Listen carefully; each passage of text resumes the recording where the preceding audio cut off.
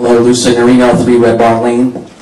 I just wanted to come up and speak for a second. I've heard some things were said about people disagreeing with the water issue. It's not so much a disagreement about the water issue in town. It's an issue of the ordinance. Let's not kid ourselves. An ordinance is the force of law. Okay? I don't water my lawn during the day. In fact, if you see me water my lawn, then I'd be shocked. Because my water is green, thankfully. I'm lucky. I don't water my lawn. It's green all the time. But I do understand the problem. I do have a well. But the idea that you have to tell people what to do is a concern to me, because it's more about incrementalism. As I heard somebody come up here and say, you know, when you flush the toilet, kiss it goodbye, it's gone. What is next? That's my concern. What's next? If we do have a problem, if the concern is the saleability of a home, why would you want to deceive somebody to think that you don't have a water problem in that particular home? Just to sell it?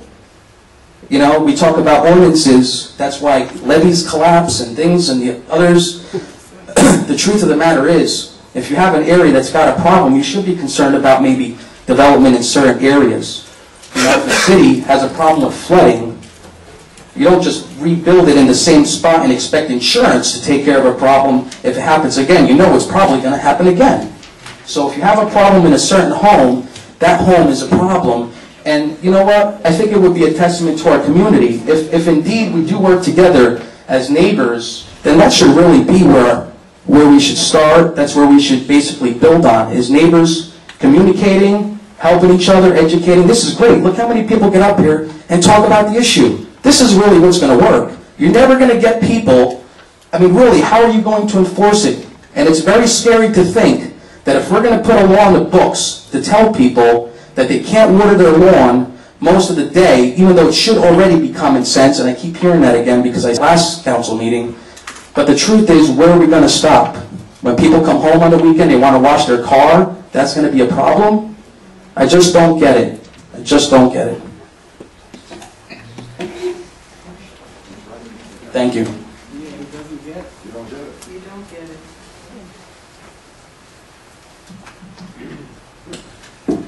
Good evening, Lou Signorino, 3 Red Barn Lane. I also would like to voice my opinion against the water ordinance. Regardless of what the opposition is, I've been up here and I think I've been pretty calm and nice. There hasn't been much negativity from me. Basically, I base my opinion on principle, not being able to tell the government telling people what to do on their own property.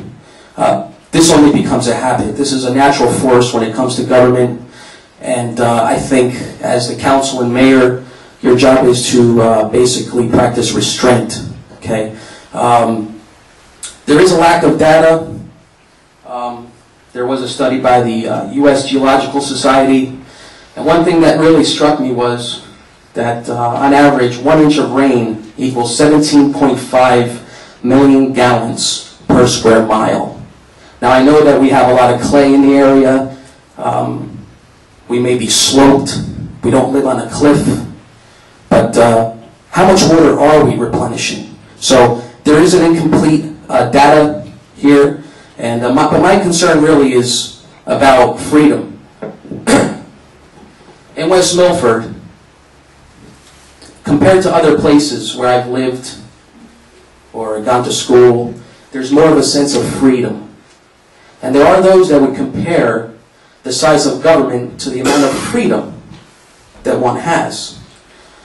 And it is said that the larger government is, the less freedom a man enjoys. Another ordinance is just a bigger government. Please. Let's not ruin what we have here. Let's care about our water. Let's have the discussion.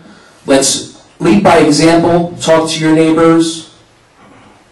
But please, no more laws telling people what to do in their property. Thank you.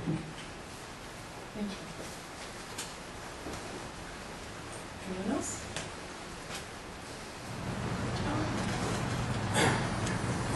Lou Signorino, 3 Red Barn Lane. I'm here tonight to urge the governing body not to support the Green Team Advisory Committee.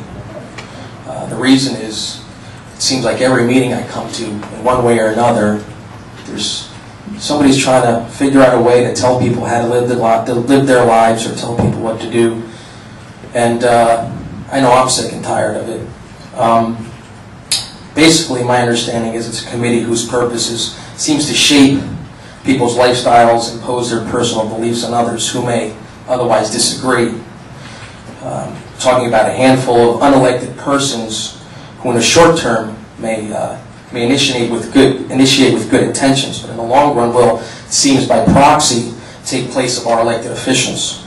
I mean, if they're just going to follow the agenda of a statewide organization, why do we bother electing our own local government? It seems to be, and as was explained earlier, it's like a game, point system. This is how it's measured. And it's rewarded by grants by big corporations.